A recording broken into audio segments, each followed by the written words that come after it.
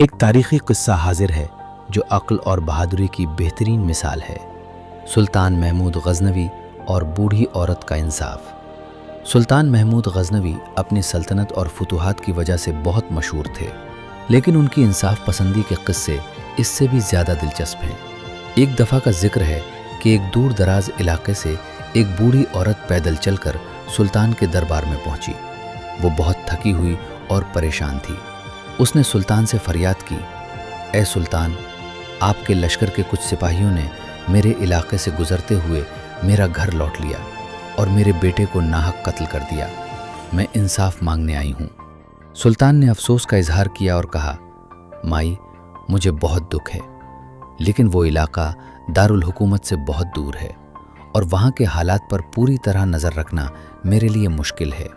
بوڑھی عورت نے ایک ایسا جواب دیا جس نے سلطان کو ہلا کر رکھ دیا۔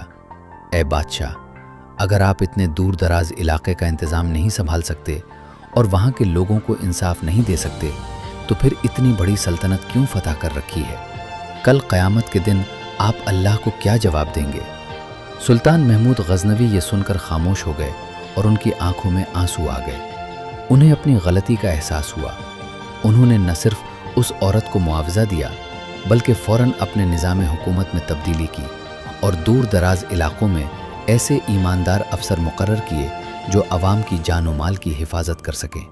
سبق: یہ قصہ ہمیں سکھاتا ہے کہ طاقت اور حکومت صرف زمین جیتنے کا نام نہیں، بلکہ اصل کامیابی لوگوں کے حقوق کی حفاظت اور انصاف کرنے میں ہے۔